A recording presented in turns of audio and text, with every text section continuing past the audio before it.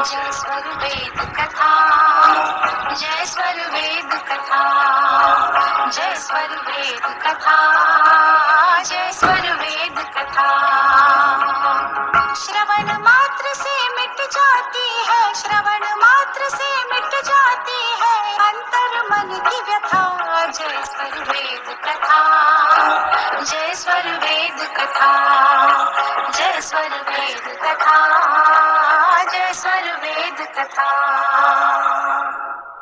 जर्रे जर्रे में है, जर्रे जर्रे में है झांकी भगवान की, किसी सूझ वाली आंख ने पहचान ली। हमारे भीतर है परमात्मा, हमारे भीतर है परमानंद, इसीलिए तो हम आनंद चाहते हैं। परमात्मा ही आनंद है, रसो वै सह, परमात्मा ही शांति का समुद्र है, तो हमें क्यों न शांति चाहिए, हमें क्यों नहीं आनंद चाहिए।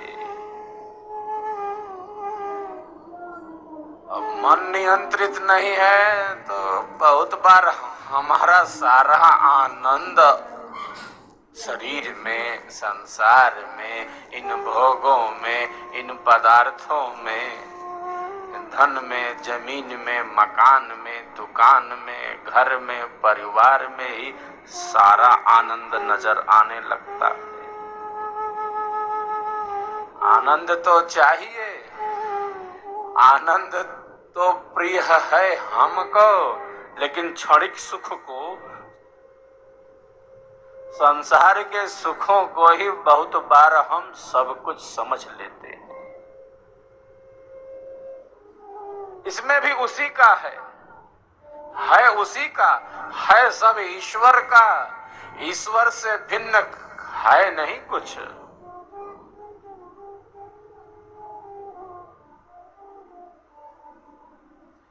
सीक बूंद सम जगत सुख, सीक बूंद सम जगत सुख, कसा समुंदर जान, परमानंद को किमि कहूं, परमानंद को किमि कहूं, सख्य वचन नहीं ज्ञान, सख्य वचन नहीं ज्ञान।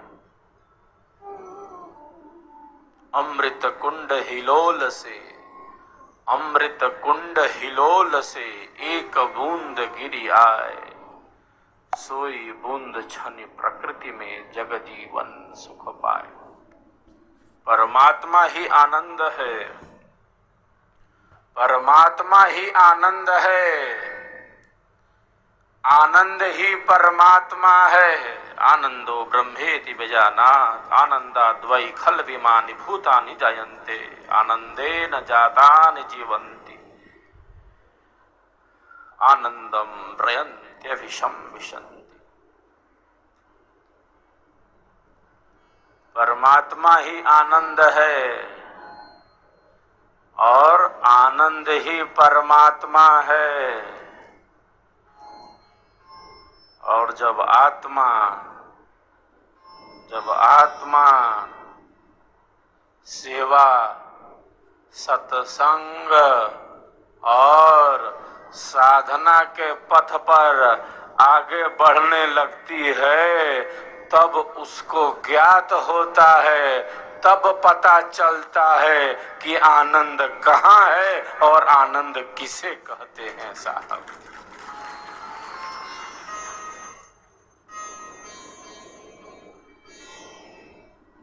विहंगम योग सद्गुरु देव का यह स्वर वेद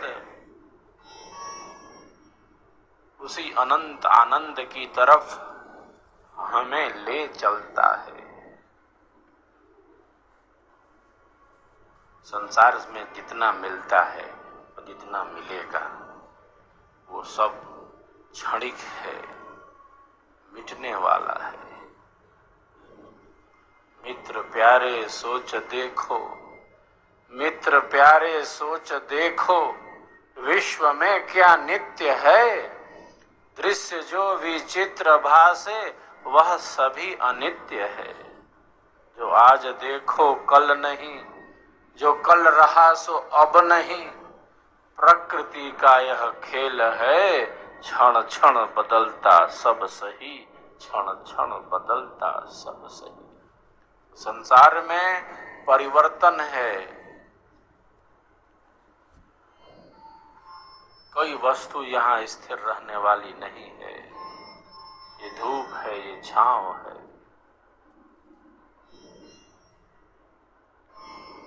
जेठ की दोपहरी है, ये सावन की रिमझिम फुहार है,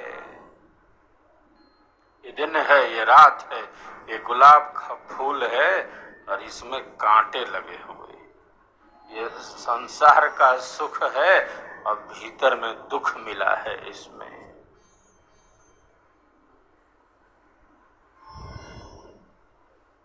इसीलिए महापुरुषों ने कहा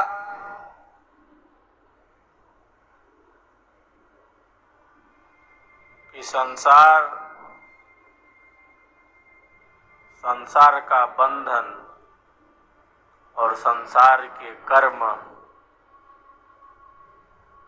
निरंतर एक मानव को संसारिक कर्मों में श्रेष्ठ, अश्रेष्ठ, शुभ अशुभ कर्मों में निरंतर उसको गतिमान किए हुए है। शुभ कर्म, अशुभ कर्म,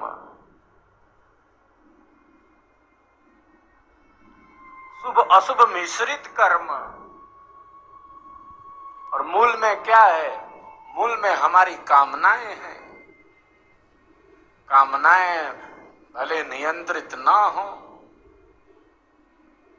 ये निकेन प्रकारेण, बहुत बार हम अपनी अनुचित कामनाओं की सिद्धि के लिए भी प्रयत्नशील हो जाते हैं। जो श्रेष्ठ कामना है, जो शुभ कामना है, जो हमारी सद इच्छा है, जो हमारा श्रेष्ठ संकल्प है अपने घर के प्रति, अपने परिवार के प्रति, समाज के प्रति, वो तो अवश्य पूर्ण होना ही चाहिए।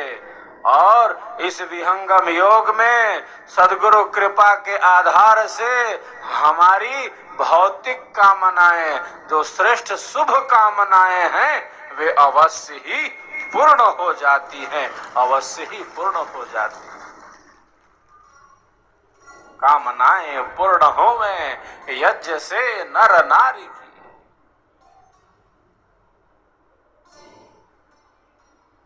लेकिन हमारी कामना पूर्ति होती रहे, हमारी सब कामनाएं पूर्ण हो,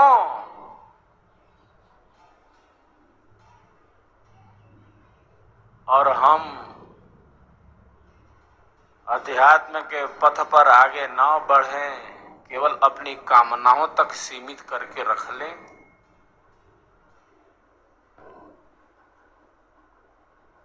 भक्त चार प्रकार के होते हैं। एक भक्त को आर्त कहते हैं, वो दुखी है, वो दुखों से बचना चाहता है, उसकी समस्याएं हैं, सबके साथ कुछ न कुछ तो लगा हुआ है। संसार कहाँ पूर्ण होने को है।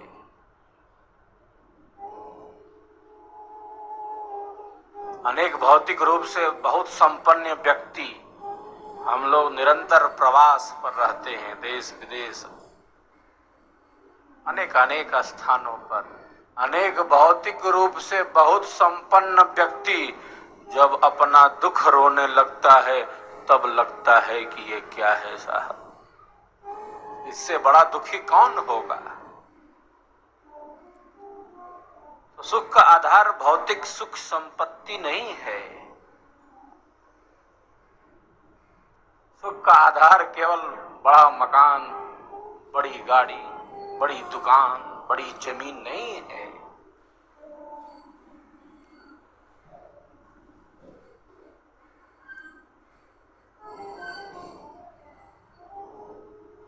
भौतिक रूप से सुखी नजर आने वाला भी बहुत दुखी होता है बहुत बार। ये हमारे मन स्थिति पर निर्भर है, हम किस मानसिक स्थिति में जीते हैं, हमारा मानसिक स्तर क्या है।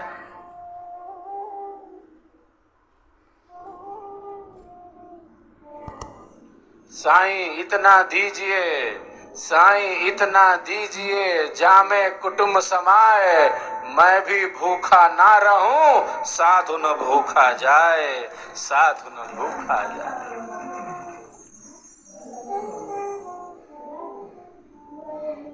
जो कुछ भी है हमारे पास वो किसके लिए है? वो सेवा के लिए है। स्वयं के लिए ही जीना ये कोई जीना नहीं है, ये भारतीय जीवन नहीं है, ये ऋषियों का जीवन नहीं है कि हम सब कुछ के मूल में अपने को ही रखें। जो दिया है ईश्वरी कृपा के आधार से, जो भी मिला है हमें मूल में ईश्वरी कृपा का ही आधार है, महापुरुषों की कृपा का आधार है। तो हमारे पास जो कुछ भी है उसका सार्थक उचित उपयोग तभी है जब वो ईश्वरीय कार्य में लगे, जब वह सद्गुरु के कार्य में लगे, वो स्वरवेद महामंदिर के काम में लगे। धन की जो प्रथम गति है उसको कहते हैं दान, फिर दूसरी गति भोग और तीसरी तो नाश है ही है। दान, भोग और नाश, धन की ये तीन गतियां हैं। तो सेवा तन से, मन से, धन से, वाणी से, विचार से, बुद्धि से एक साधक करता है। सेवा क्यों करता है? सेवा इसीलिए करता है कि वह पात्र बन जाए, कृपा का अधिकारी बन जाए, उसका अहंकार नष्ट हो जाए। और क्या बात है, सेवक सबसे बड़ा होता है। सूर्य देव हमारी सेवा में लगे हैं, लगाने वाले ने लगाया है। चंद्रमा की हिम्मत नहीं अपनी ड्यूटी में इधर से उधर कर दे। ये पृथ्वी घूम रही है ना, अपनी कक्षा में निरंतर सेवा में लगी है। किसने घुमा दिया?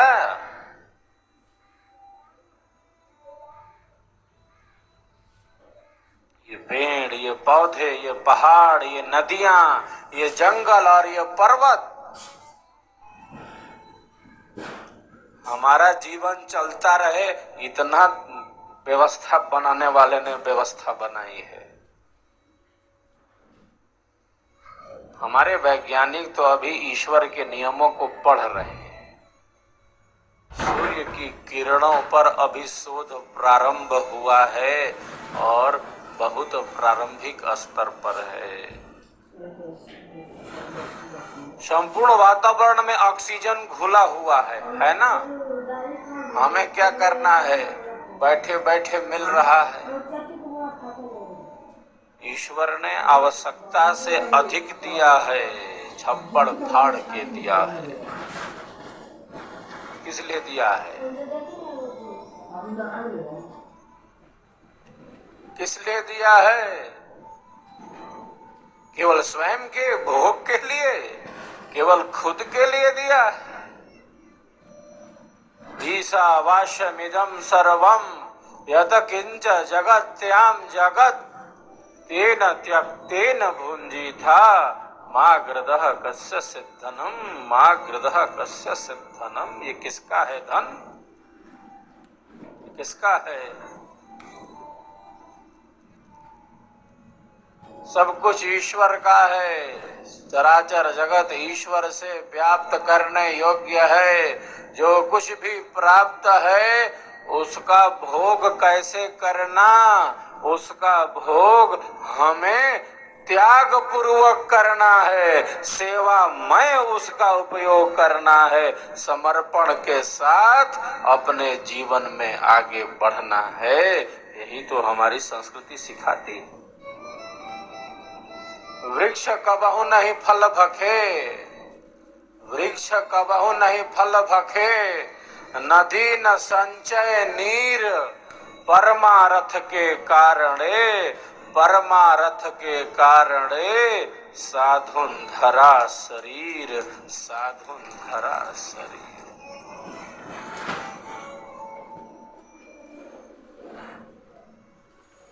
जो श्रेष्ठ होते हैं वो सबके लिए जीते हैं, वो सबको अपना समझते हैं। जो आत्मा हमारे अंदर है वही आत्मा अन्यों के शरीर और जीवन को संचालित किए हुए है। जब आत्मा के स्तर पर आ जाते हैं तब तो साहब आनंद और मंगल का ही मार्ग आगे बढ़ जाता है। खूब खूब सत्संग होना चाहिए।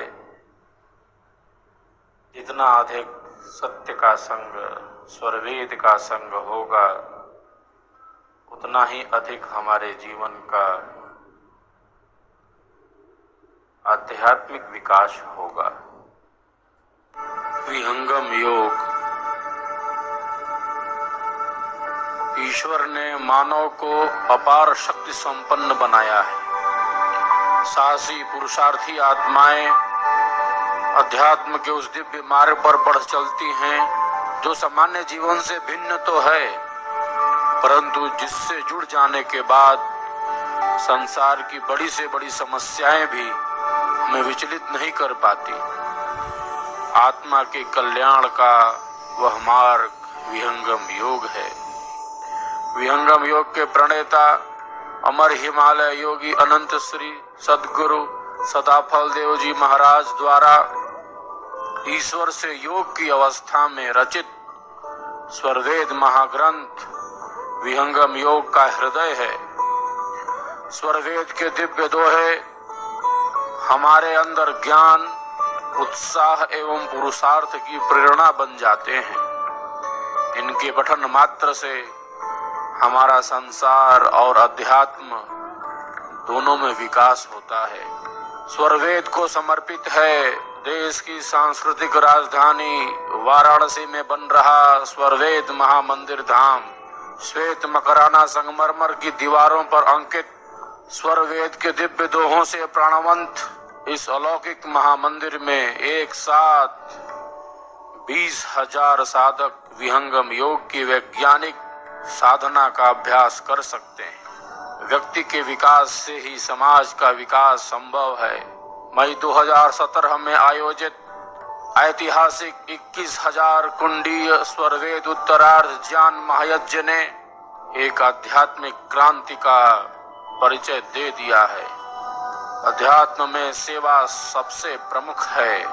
विहंगम योग संस्थान द्वारा वैचारिक क्रांति, रक्तदान, निःशुल्क वैदिक विद्यालय, नशा विमुक्ति, पर्यावरण संरक्षण आदि अनेक सेवा कार्य सुदूर ग्रामीण क्षेत्रों तक संचालित हैं। विहंगम योग आश्रमों की सैकड़ों गौशालाओं में असहाय गोवंश की सेवा के साथ अचूक पंचगव्य औषधियों का निर्माण भी होता है। आयुर्वेद भारत के आयुर्विज्ञान द्वारा स्वास्थ्य एवं सुचिता प्रदान कर रहा है। अध्यात्म मानव जीवन की अपरिहार्य आवश्यकता है। जीवन में सुख, शांति एवं समृद्धि की प्राप्ति सेवा, सत्संग एवं साधना द्वारा, सद्गुरु के स्वरवेद द्वारा ही संभव है। अध्यात्म पथ के अनुगामी बनकर हम अपना सर्वांगीण कल्याण कर लें।